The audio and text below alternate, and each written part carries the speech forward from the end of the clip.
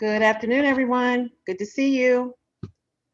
I hope everybody's coming in and they'll start to use their chat feature. We're happy to see you at Town Hall. I hope we have students, faculty, and all kinds of people from the community. Happy New Year to those of you all who I've not spoken to. I hope that you're healthy and staying warm with all this interesting weather. Hi, hello. Good to see you. All right, so today we are going to have some presentations, but what I want to open up with my welcome. Thank you all for all your hard work, and thank you to our essential staff, first and foremost on campus, our public safety, and of course, our facilities workers. Thank you for all that you've been doing, especially when it required dealing with snow and cold and all those things that have happened lately. We appreciate you. We really do. Thank you for that. I also want to acknowledge all the hard work of our advancement team. I'm going to ask that Dana share with you all our grand total. We made more money on the day of giving this fall at York College than ever in the history. And it is because of you and your generosity and all the other efforts that we are doing that. So thank you for our advancement team. And we have been able to give out emergency loans to students and will continue to do so. If you have not visited our COVID website to get any updates, please do so. We are thrilled and happy to have been selected as a vaccine site. And we do not have details on how that will work, but there is a slider on the webpage, and you will get updates about how to find out that information later on in the town hall. Just a couple of other things. I want to be sure that everybody understands that in this spring semester, I have asked the leadership team at York to be laser focused on continuing the work of the strategic plan, focusing on enrollment management, and planning for our potential reopening. We do not know we have no idea of the details of the scope and depth of how we will do a reopening, but we do have to prepare ourselves for that. So we continue to want to focus on those things because we realize that we are probably about 15 Fridays or 15 weeks away from commencement. Our commencement this year is going to probably be virtual as it was in the spring. So please keep your eyes open for those details. And also please save the date for our May 1st York's virtual Mosaic fundraising event. Super excited about the energy around our fundraiser. We're going to do something different. We have the help of Richard J. Alexander and our board members. Thank you to our board chair, Michelle Chow Tai, for all of her hard work. We are going to have the most exciting virtual event that we possibly can. A couple of other things. I did send out a campus student success message. In that success message, I'm going to ask that they post in the chat the email that you should be sending any concerns around student process or student success. We want to hear from you. So I will send the email again if needed, but it did speak to the student success work that's going to be going on the campus. I am doing double duty today because I am attending a council of presidents meeting with the chancellor. So I will be in and out, but I will ask that you all listen to and learn from the presenters that I have asked to share campus information with you today, and continue to put your questions in the chat. There is a link there for the Student Success Agenda memo. So please check that out. And if you have a concern, a suggestion, or just an update, please continue to utilize that email for that. Also, we have asked that people work very hard at over communicating and using the Cardinal app, the website, and of course, messages directly to the student body or faculty, depending what is needed. I want to thank our academic chairs for all of their work, and all the faculty with being so flexible and nimble in these times that are quite interesting. We have gone from COVID crisis to COVID maintenance because we've been doing this a little while. And I think that what we do need to acknowledge is that we are going to have to continue to process the level of trauma and impact on the mental health of the members of our community, and particularly make sure that we get people the help that they need, and also be ready to grieve in the appropriate way as a community when we're together again, but also celebrate all of our accomplishments. Even in the midst of all that has been going on, we at York College continue to thrive and survive. The campus will not look the same when you come back. There are some facilities improvements that are well on their way, and we're very proud of that work. we continue to strive to consider the fact that we do not ever, ever, ever want to be on Middle States warning again. Thank you, Lori Hefner, to you and your team for making sure that you keep our eye on the prize and that we're being compliant as possible and that we're being accountable to the best practices that are needed for our students, faculty, and staff to have a strong community. So with that, I'm going to hand the program over to Dana and those who are going to be introducing themselves. Please, as a reminder, if you're speaking, introduce yourself to the community again before you start speaking and give your brief presentation and then be ready for questions. Dana, are you good? Yes, thank you, President. Thank you so much. So we wanted to take a little bit of an opportunity. Dana Trimboli, Chief of Staff, Interim Vice President for Advancement, for those of you who don't know me.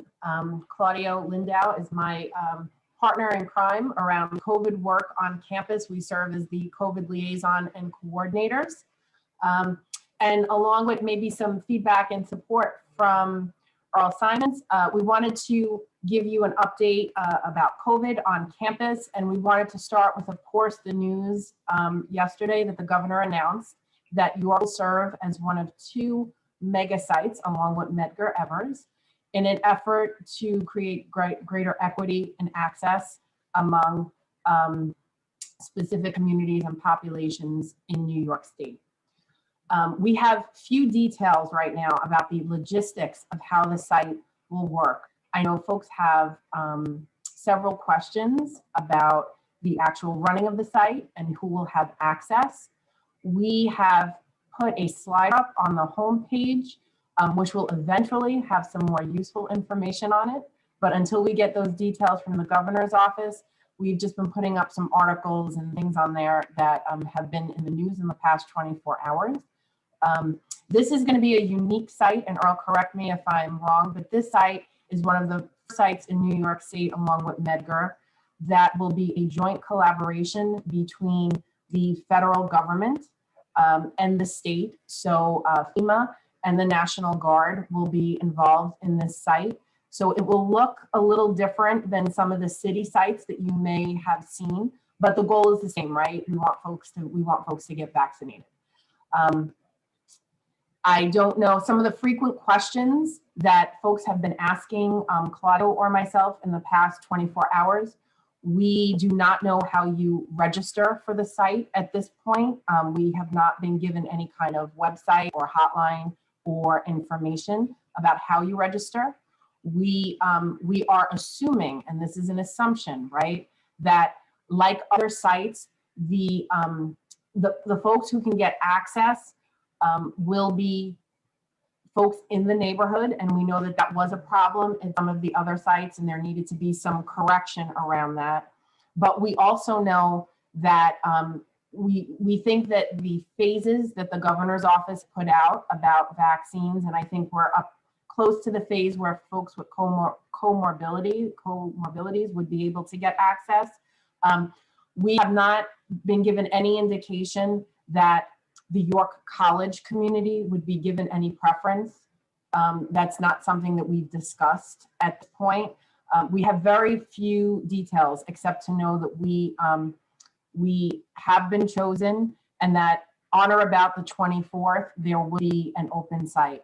The goal is to vaccinate about 3,000 people a day, if I've heard that correctly. I think this site may have some extended hours as opposed to other sites. So if other sites run a more 9-to-5 business model, this site may open earlier, may close later. I've even heard and seen in some articles that there may be some days where this is a 24-hour site. These are some of the conversations that I think are happening on campus. The site will be the HPE building, and we acknowledge that there is some inconvenience to faculty and students this semester in that space. But we are trying to be good partners with the state and be a part of this important social justice imperative to get folks vaccinated in the community. And so we will work with those who are impacted to be sure that they have the proper space and accommodations that they need to be sure that their hybrid classes can take place.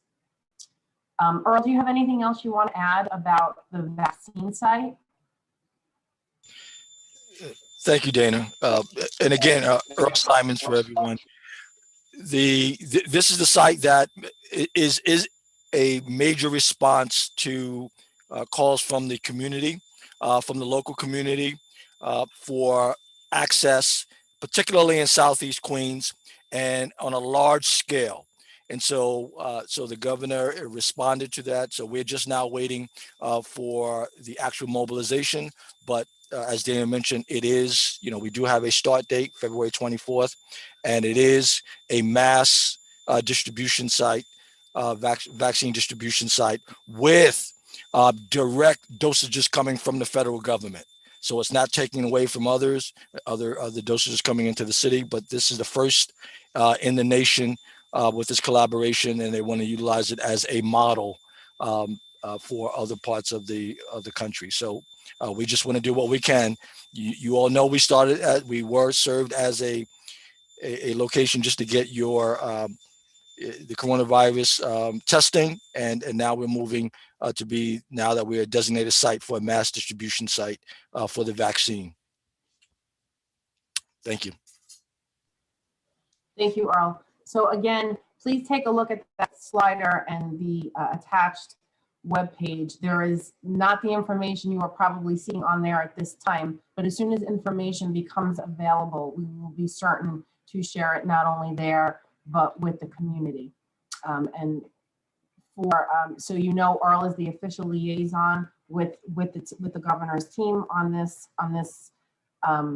site. Claudio and I will still remain the COVID coordinators and liaisons for the campus.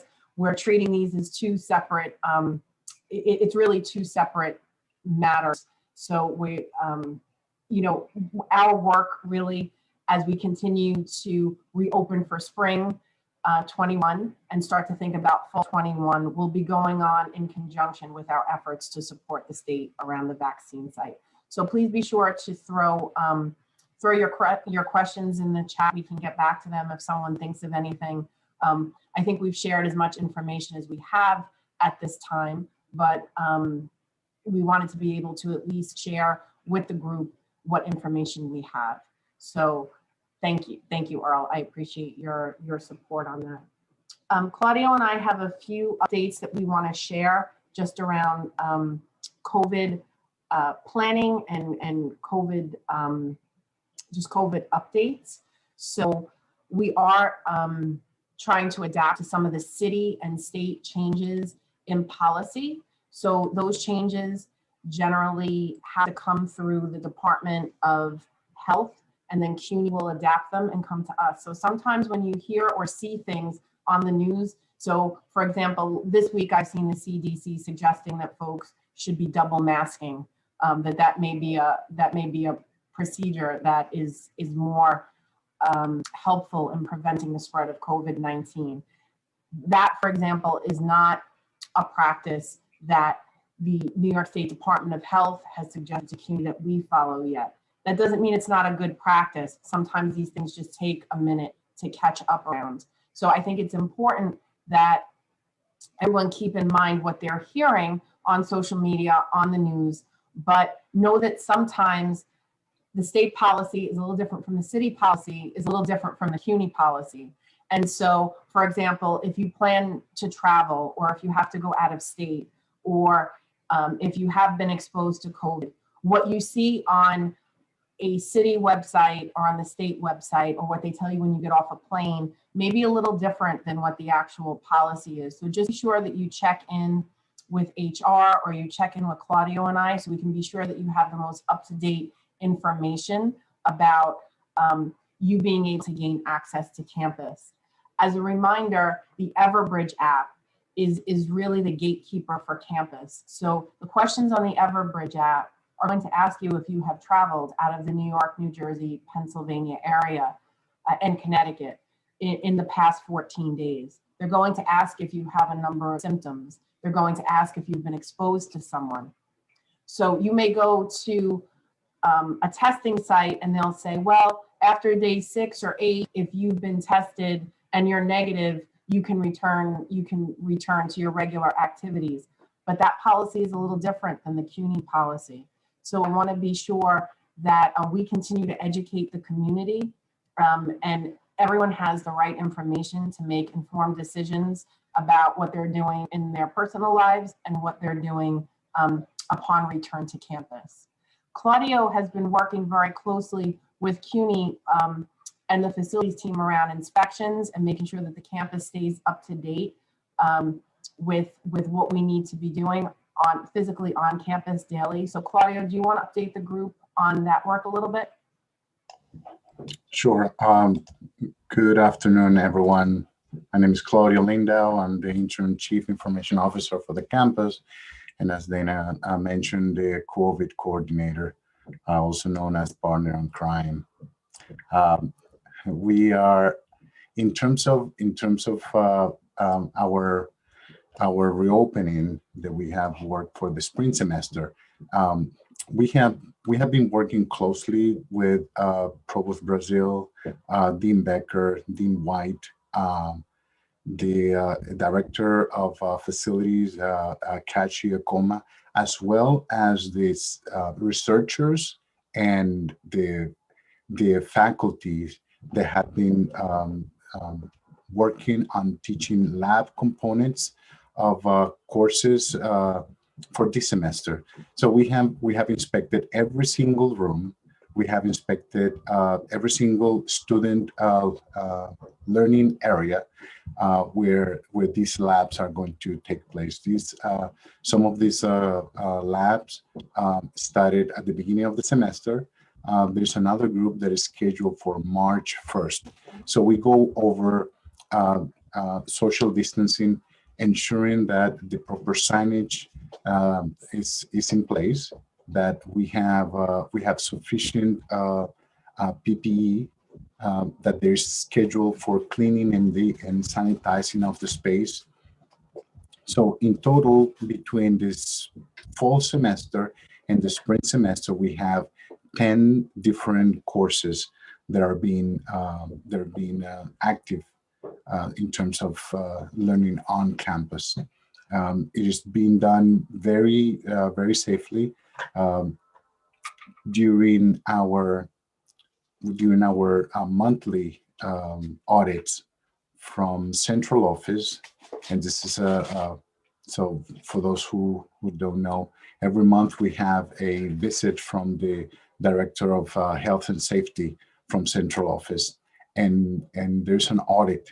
There's a walkthrough that happens on the whole campus, and this person goes to areas and talk to students and get the opinions of the student on how the campus is keeping them safe. We have been receiving very good feedback. The feedback of the items that we need to correct are items that we are doing well, but we can improve a bit more, like some more signage, larger signage and more promotion. That's what we have been doing for the academics. We have been also being in contact with the arts department. We have been working with Dr. Vandries. They are in the process of reopening virtually the gallery, and they have a very exciting exhibit that I believe that it will be available on the website soon, if it's not there already. And the process include bringing the artists into the spaces where the art is being exhibited. We also have been working with the arts department to make sure that students have access to art supplies and they can pick up those art supplies in a safe manner. Have been very successful. It's a process that this is the second semester that is being done, and it's being done very well, thanks to public safety and to the custodial staffing in the department. The last one of the last items that I have is the technology that is being still deployed. I will ask. I think Greg Vega is on the meeting to put some of the numbers. We have been releasing devices to students. Remember, we also have a portal where student, faculty, and staff actually can go to this portal, make requests for equipment. We do have computers, we do have iPads, we do have hotspots for those students who need them. If you encounter any situation in which a student indicates that it has a struggle dealing with technology, please direct them to our help desk. Please direct them to our website where the students can access the portal and request equipment. We will put the link to the portal as well. Definitely, Ebony will do that. I think Raphael, thank you, Raphael, for putting the link there. There's all information that they need. Usually, what we have a quick turnaround. I would say for what I have for the numbers that I have gotten from Greg Vega, who is leading this operation, between 24 to 48 hours. This equipment is being shipped out to students, and thank you to Ismael and the mailroom. They have been working very diligently to make sure that this equipment gets to the student. The only caveat that we have and the issue that we have found with shipping to these devices is that if the student lives in a apartment building, UPS doesn't deliver to the apartment, that it delivers to the first floor. And in some cases, if the apartment doesn't have a doorman, they will not release it. And I don't know about you, but I don't live in an apartment with a doorman. And I doubt that our students do. So, but in those cases, we have a contingency plan, and we make sure that the equipment in one way or another gets to the hands of students with a little bit of delay that we don't expect, but it gets there. I'm not sure if you have any question. You can put it on the chat. Otherwise, it goes back to you, Dana. Thank you, Claudio. So we also want to share a little bit about the conversations about fall. And we wanted to reaffirm that the chancellor's email that suggested a return to campus in the fall was not a mandate for us to reopen and look the same way we did in January and February of last year. Any reopening will have to take into consideration health and safety concerns of the campus and the limitations that we currently have based on city and state restrictions.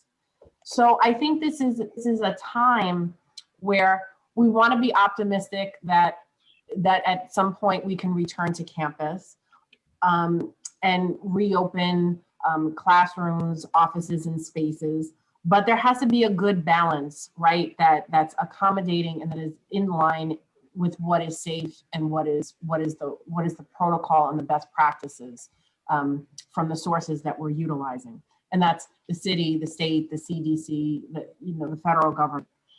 So I think right now we're in a space where we want to start having conversations about what safe openings could look like, and thinking about what structures and protocols we have in place that are currently working. What would that look like if we had twice the amount of people, or 3 times the amount of people, or 10 times the amount of people? Thinking about what needs would be around security, about cleaning, about facilities, about physical changes to structures, to offices. We have to begin those conversations now to really have a sense of how we work through our reopening plan and return to some increased capacity. I was in a meeting recently and a colleague said, closing campus is sort of the easy part and returning to 100% is the easy part. But it's that in between where you have to dig into the details of how people return in a safe environment that can be challenging. And so we are thinking about, as an executive group, there was an initial committee, which was called a reopening committee, but in actuality, that was the group that closed the campus.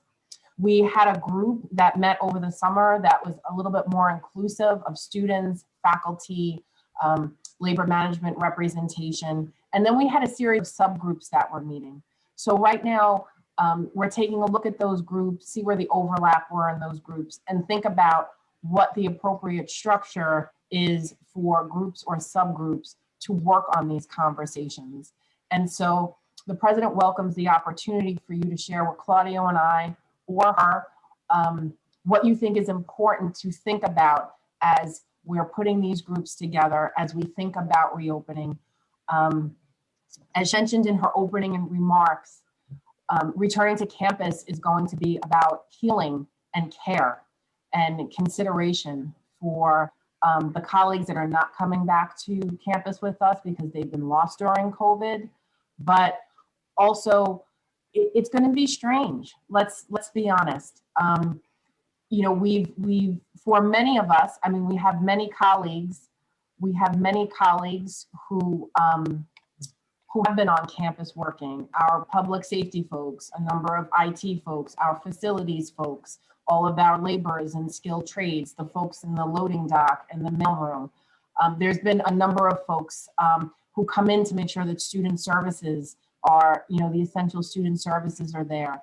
Jonathan and his team make sure the pantry remains open. And if I'm missing anybody, please put them in the chat, because we value all the folks who have continued to show up every day in their essential capacities. But it's going to be interesting for folks to return back to campus and think about being in an office space, being around other people, being in meetings, or thinking about the way we had work life. So we encourage everyone to start thinking about conversations with your team, with the folks you supervise, with your colleagues, about what safe return to work could look like in some of your areas. This is not a directive for you all to make the plans, but it's a conversation about, it's a suggestion that you start to have the conversations about the things that you know to be true in your areas, because you all are the experts in your areas, right? And there will be guidance and suggestions, not only from CUNY, but from these working groups. But again, I want to confirm and reconfirm that the chancellor's email is not a call for full return in the fall. And the level of return that we may have will depend on a number of factors, including the ability for the vaccine to reach a certain type of capacity, occupancy levels and different things changing with the city and state, our ability to create safe working environments, our ability to have the students back on campus safely. So there will be a number of pieces that we want to consider. And we were I want to say special thanks to all the faculty and the staff and the chairs and the students who participated in the fall classes that had a component on campus, because all of those folks worked really hard to make sure that there were safe learning environments in the times that the students were on campus. And I know the students appreciated the fact that they can continue their studies and get those essential courses in that had those in-person components. And we're going to do that same work again this semester. So please continue to put your questions in the chat about COVID. So there's a question about, will emails be sent out if any cases are on campus? So right now we work directly with the essential teams that are on campus on a daily basis. So if there is an exposure or a confirmed case, there are groups of individuals that we notify based on the contact training that Claudio or I do. So for example, if it is a student, we work with the faculty and the students who are in those classes. If there's a contractor or a public safety worker, we work with the chief, and we work with Kachi around identifying who those folks may have been exposed to and do the contact tracing. We work carefully to identify, and those folks are notified. We also have a number of people who test positive, who we are made aware of, who have not been on campus since March, but people reach out because they are doing virtual classes, they're attending them, they're teaching them, and we want to be sure that we support people. But we do have a number of folks who will let us know that they are positive, but who haven't had any kind of physical contact with the campus in some months. I see in the question, has York been in coordination with other CUNY campuses to develop similar ideas of their own reopening plans? Essentially means you get insight from our colleges to create ideas for what York's own reopening plan would look like. Yes, we do. Claudio and I both have separate meetings with CUNY coordinators from across the campuses, and those meetings are really information and question sharing sessions. And so we bring up certain topics, we ask how people are managing certain issues.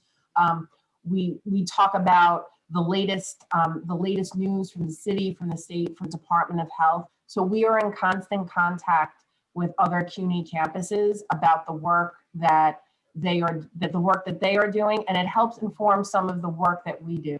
All of the campuses are a little different. So for example, some of the vertical campuses in Manhattan have some different issues than we may have in a campus that's more spread out. But it's always helpful to think about what some of your colleagues are managing at a different campus. That was a great question. There's a question, before returning to campus, will students, faculty, and staff need to be tested and or disclose that they have been tested, vaccinated for contact tracing? So right now for the spring semester, folks will have to use the Everbridge app, and that is how we determine what folks are permitted in building or not. And those questions are around, again, I think I mentioned earlier, whether you have traveled in the past 14 days, whether you are symptomatic, whether you have been exposed to someone who is COVID positive. The information that Claudio and I have obtained thus far, and this does not mean that it may not change, is that CUNY does not have the capacity to mandate a vaccine, but that any kind of mandate would probably come from the state and the governor. That's the information that we currently have. That is not to say that it wouldn't change, but I think there's a lot of considerations that would have to go into determining that. You know, we're hearing things like, if people get the vaccine shortly after being fully vaccinated, you can test positive because of your body's response to the vaccine. That doesn't mean that you are symptomatic or contagious of COVID, but you know, these are some of the things that we're hearing. And you know, there's much more educated folks on campus around these kinds of technical issues, but we look for advice from CUNY and from the Department of Health about what that best practice will be. And I'm confident that whatever they determine that will be in the best interest of the campus and everyone's safety. I don't know, Claudio, if you want to add anything to that. Yes, and in the meetings that we have, there's a lot of information that is gets exchanged in terms of best practices. Also, in those visits that we have from the director of safety from central office, he also shares best practices with us that we have actually adopted. Fair to us to say that there's also best practices that we have implemented that have been shared with all our campuses. So York has been promoted good changes into the way we teach, learn, and this instance in telework. There's constant communication, and we always going to listen to your feedback as well, because we know you know your work better, and many times trying to impose a policy is not what works. We have to listen to your feedback and react to it. I'll give you an example. One of the elements that was implemented on campus to help telework was to have the students for the students to have the ability to upload documents to administrators like Registrar, Bursar, and financial aid, to name a few. This is something that came from administrative offices, and it was implemented rather quickly, I would say within a matter of a couple of days, the first rendering of that system. Without your feedback, there's no way that we can improve the process. Thank you, Claudio. We're going to take one more question, and then I want to allow Kachis an opportunity to update folks on what's happening on campus, and then Karen Williams an opportunity to update the group about enrollment. There's a question: will your college faculty and staff be actively involved in the vaccination process, or it is just the facility that will be used? My understanding is that FEMA and the National Guard are taking the lead on the running of the site. Correct, Earl? And then if we certainly would like an opportunity, if they're in need, we certainly want to let the folks who are planning know that there are qualified individuals on campus who can support the vaccination effort. Whether they need our help or accept our help might be is yet to be determined, but much of this is out of our planning hands. We are a site and we're working collaboratively with them, but the actual logistics are determined by agencies and entities outside of York. Earl, did you have anything you want to add to that? Yes, I would just also add, similar to the call that was already made and the offer to healthcare professionals who wanted to volunteer at other sites throughout the state, and some from York have done so. We will explore the opportunity for York College, particularly in the health professions and others who are eligible and meet qualifications, to be a resource for the state. And so we're going to check into that. That's something that we had made known to them early on, especially with the large health professionals and health professions programs that we have on the campus. So the state is aware of that. So we will explore it, as Dana said, to make sure that those opportunities are available, not only for the faculty, but also for the students in various capacities, of course, with safety being the first priority. Thank you, Earl. And we will continue to keep the community update on our progress around spring 21 and potential reopening for fall. So I'd like to allow Kachi Akoma the opportunity to talk a little bit about recent events on campus and some of the work that is happening. Thank you, Kachi.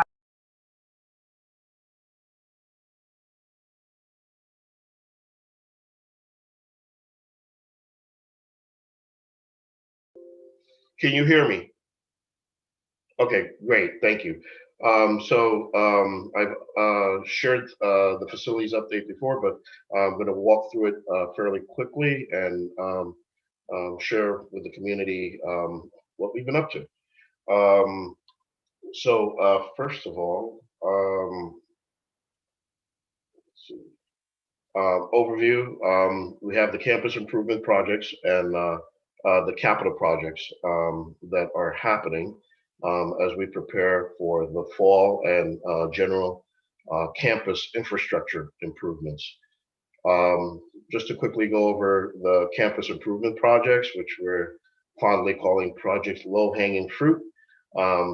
This will address upgrade the finishes and interior spaces, miscellaneous painting, improvement to wayfinding for signage, graphics, colorway, the clocks on campus, provide weather updates given what we've been encountering lately, and also landscaping. These are images that were providing to sort of give an idea of what we hope to accomplish in terms of making the campus look more vibrant and colorful and more modern, refresh the look of the place. Wayfinding, you may have seen some of these images before. I added this one where I've had some questions recently about, what does wayfinding mean and how will this work? And so there's static aspects to it and digital aspects to it. I know we have some digital kiosks. We hope to incorporate more of this type of dynamic way of interacting with information to, again, improve wayfinding on our campus as part of the project that we're hoping to accomplish. And the clocks will be incorporated into that. Anyway, these images provide a quick glimpse or example of what we can do, what that looks like. This is an example of something we hope to accomplish with the landscaping, so that when we talk about wayfinding and navigating a place, it actually starts from the sidewalk and before you enter the campus, in terms of pulling you in, inviting you. Anyway, these images provide examples of that with showing especially where accessibility is incorporated in how the landscaping is executed. At this point, this is an update to the last time I presented this. We have the prices for everything from the finishes, wayfinding, landscaping. So putting that budget together to share with the executive team, the president and her executive team. In terms of capital projects, this is the big construction work that's going on campus. Just so everybody knows, we are handling approximately $150 million worth of construction activity on campus, work that is actually in construction and work that is in the pipeline for construction all over the campus. And so here's a list of the projects that are in active construction. I'll go through a few. The entrance door restoration, that project has been awarded, and or I'm sorry, we're in the process of awarding that project. This will improve accessibility at the entry doors, entryways around campus. And we're looking forward to mobilizing after award of the project to a successful contractor. Looking forward to mobilizing that project this year, in a few months, hopefully. Next up is sump pump. This is a behind the scenes infrastructure project that will address so we have a situation here where our basements are susceptible to water infiltration from the ground. And so we have to remedy that. And the improvement of the sump pumps is one of those projects. We kicked it off 2 weeks ago. Actually had our second project meeting today. And so construction activity has started. And this is a project we hope to have completed shortly in a reasonable time frame. The horizon for its completion is not too far off. The MEP upgrades project. This is a project that puts together a variety of smaller projects like the greenhouse improvement, Alamo Labs, data center. Overall, the project is in aggregate about a 7% completion with the various components at different levels of completion. What you're looking here is at the Animal Labs, the exterior of it, where we popped open the ceiling because workers are working in the ceiling to upgrade the mechanical equipment, which are in interstitial spaces in the ceiling.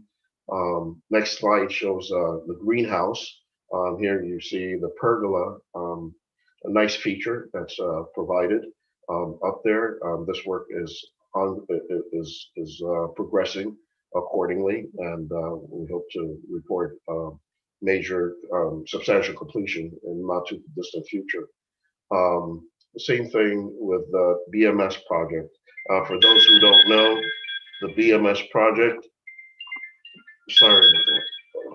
the BMS project addresses the climate control, temperature control on campus.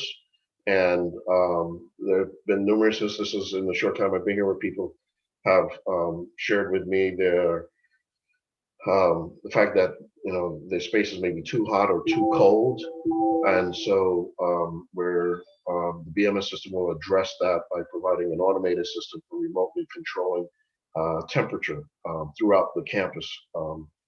Throughout the academic core building. So this is a project that is 70% completion on a horizon for final completion or substantial completion in not too distant future. Escalator projects. Happy to announce that. I'm happy to announce that elevator portion of this work is complete, and we have the elevators functioning here on campus. We're buttoning it up as it were. The escalator portion is close to completion, which we should see it fully complete in a matter of a few months. So this work is ongoing, and we're actually quite excited to see it complete. This is another aggregate project, in the academic core building. We're upgrading the lecture halls, chemistry and biology labs, and the faculty dining. This is an image of the work that's going on within one of the large lecture halls. This is more of that work. So this work is also progressing accordingly. This is images of the smaller lecture halls that's part of this project. Again, the work is progressing accordingly per schedule.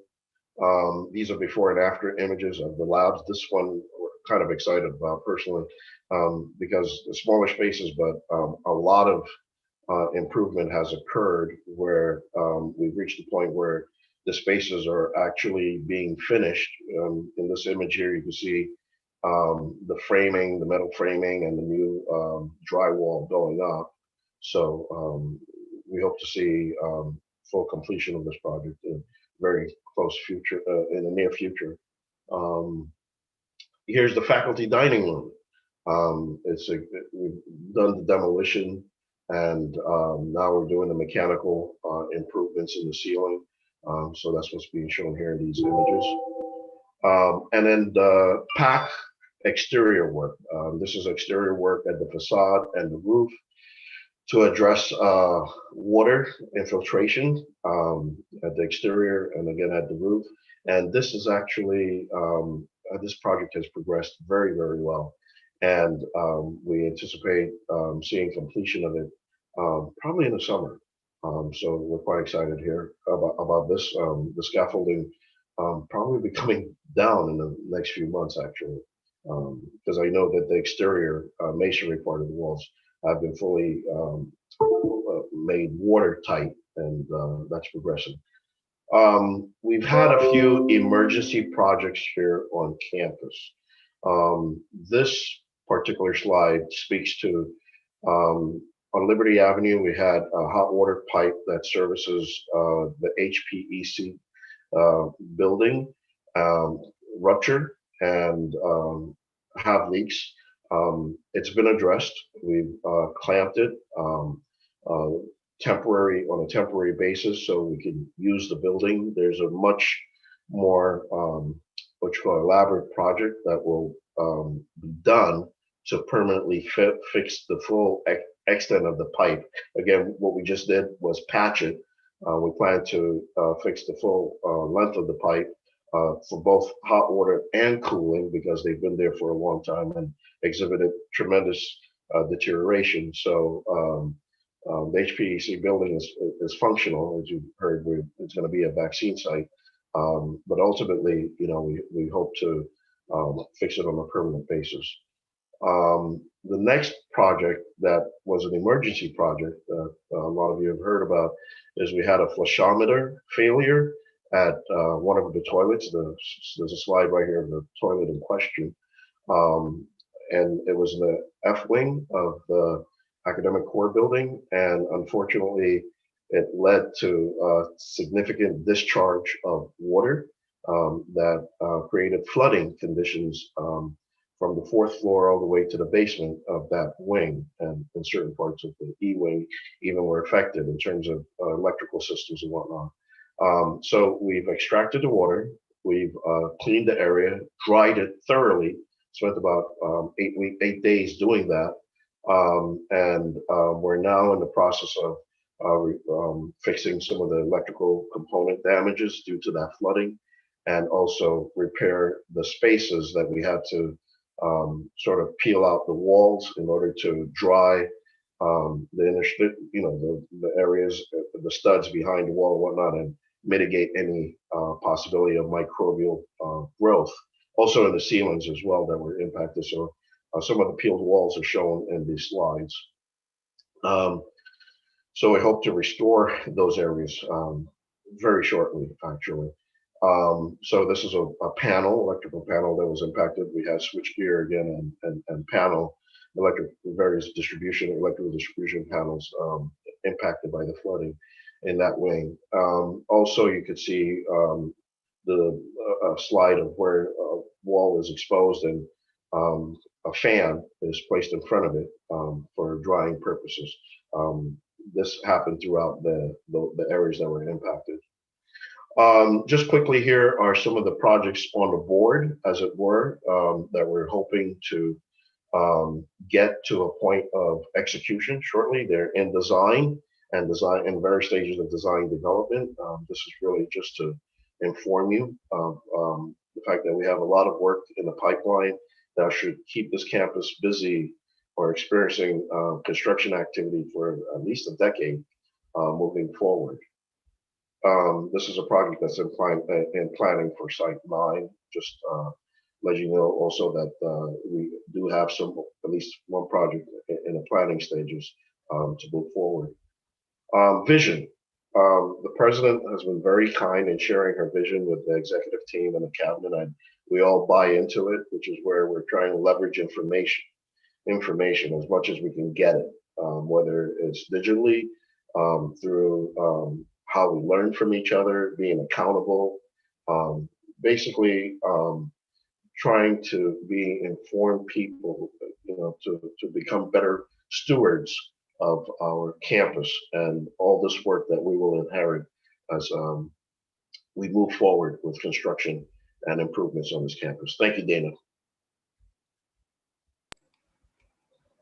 Thank you, Kachi. So I just want to take a quick question, 2 quick questions, and then I want to turn it over to Dr. Karen Williams for an update. How will the airflow be improved throughout the campus upon reopening? The campus will be sure to follow city and state and best practice recommendations around filters and circulation of air, and what is determined to be the best practice given the situation with COVID. We are working currently now at what the standards are. That is not to say that those standards won't adjust or change as we get closer to more folks being on campus, but we will certainly keep in line with what the best practices are and what is in the safety and best interest of everyone on campus. Ebony asked, is the list in order of priority? The list is the way they were presented. We have the active projects. We have projects that are just in a phase of design. Some of those projects got put on pause and then came back because of COVID and what the state and city deemed essential work, or work that you couldn't just walk away from it given the condition of what some of the projects were in. So it's in an order of the projects that are currently active, the projects that are in a design phase. That's really the order that they were in. But thank you, Kachi, for your efforts and for those that are on campus doing the work and supporting the contractors. So I know we have, we're getting close to our time, but we want to give, we want you to have an opportunity to have an enrollment update.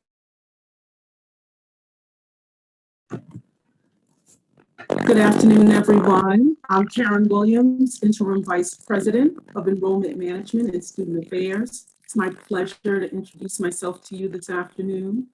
On December 10th, I joined the team at York to support the college on initiatives around strategic enrollment and student success.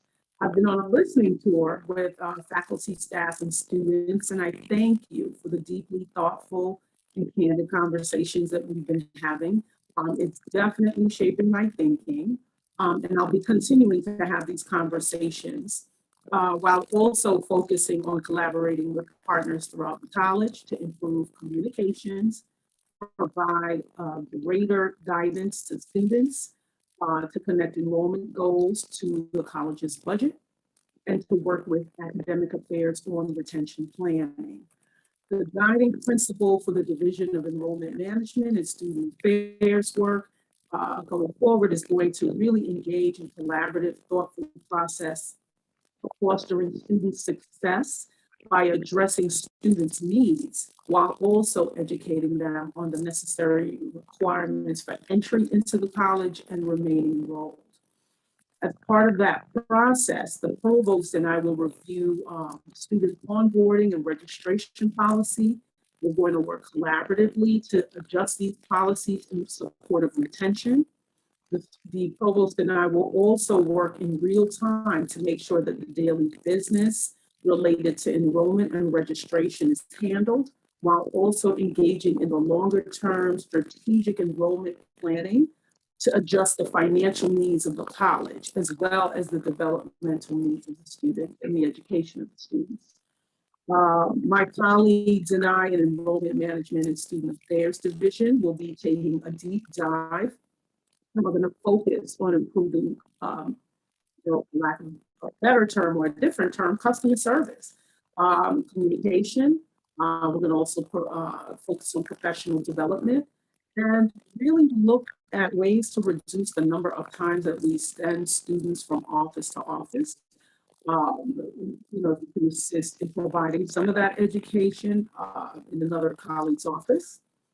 Some of these efforts are already underway through the strategic enrollment management process. And we're looking forward to sharing more in the months to come.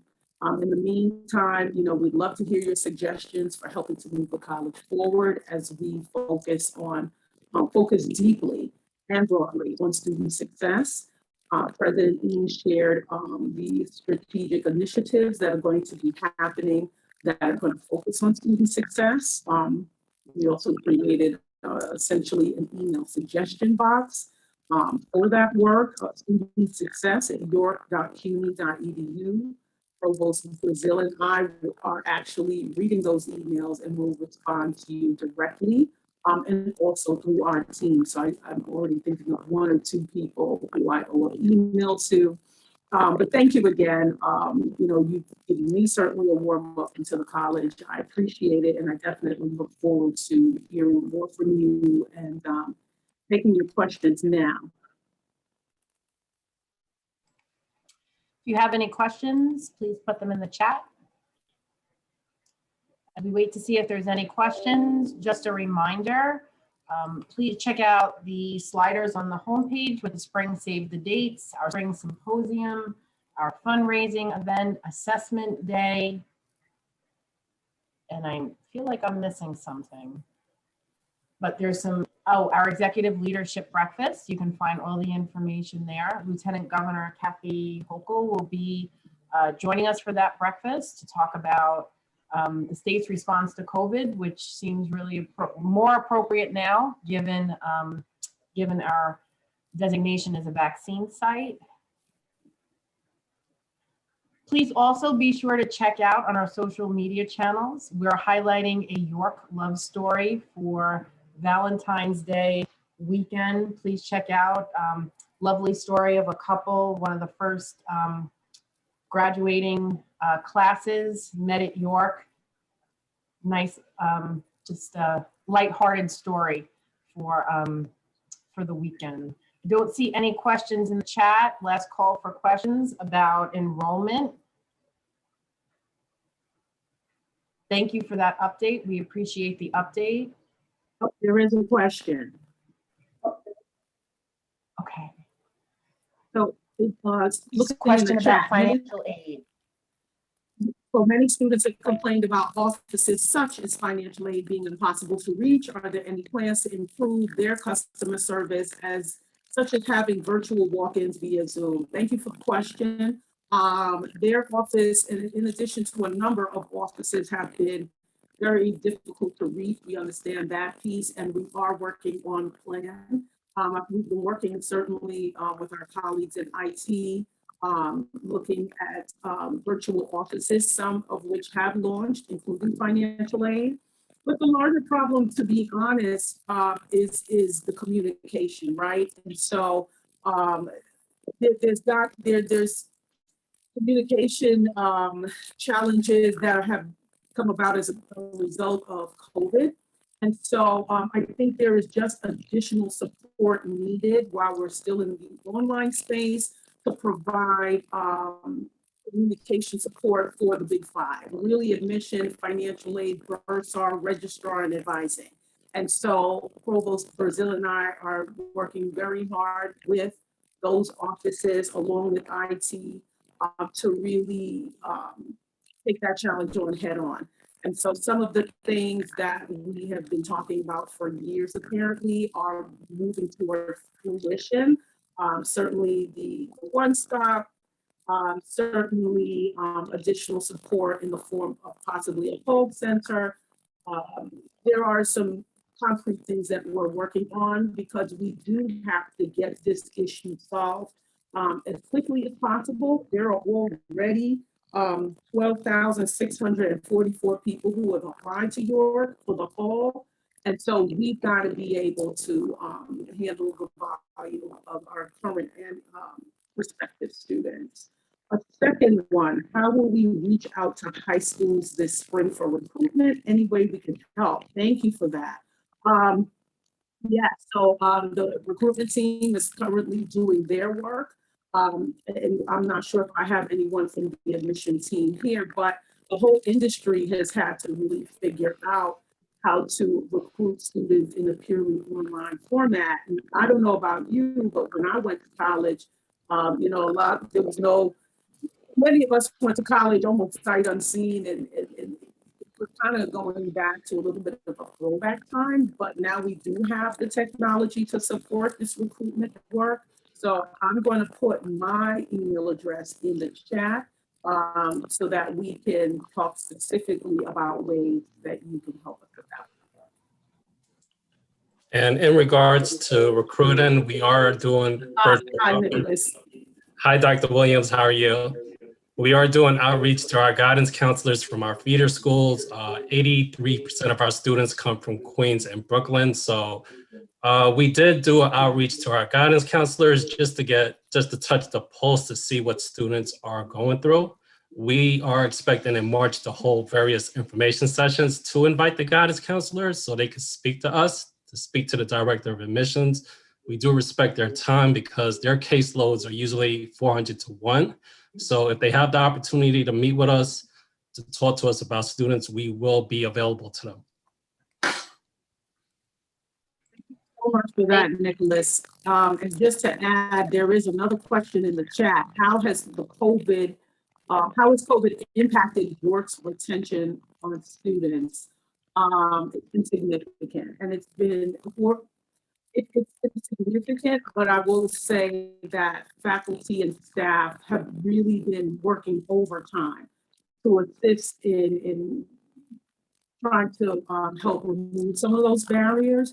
And so while there has been some impact, maybe in the form of about, I'm looking at here, almost 15% for spring, we're going to continue especially to work on that communication piece.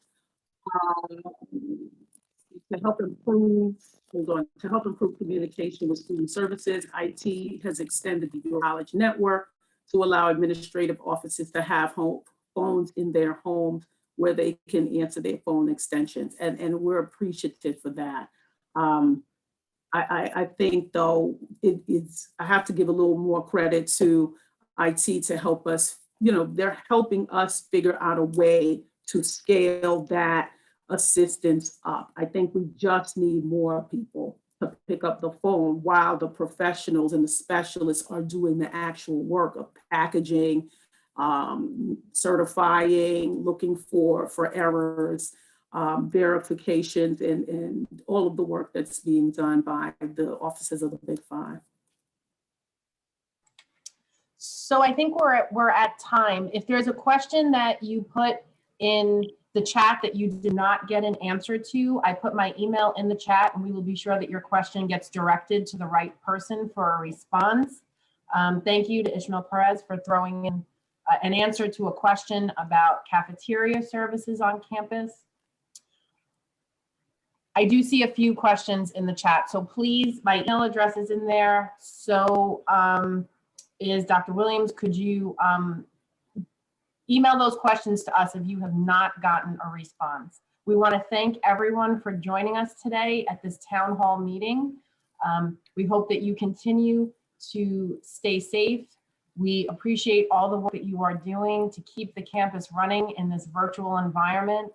And we will continue to provide information about the vaccine site news, about the reopening of campus, and about activities and events for the spring 21 semester. Please do make sure that you check out a number of activities that are going on this month for Black History Month. Check out our social media. There's lots of virtual events happening. Please stay engaged with the campus and encourage our students to do so. So thank you everyone for joining us and have a great day.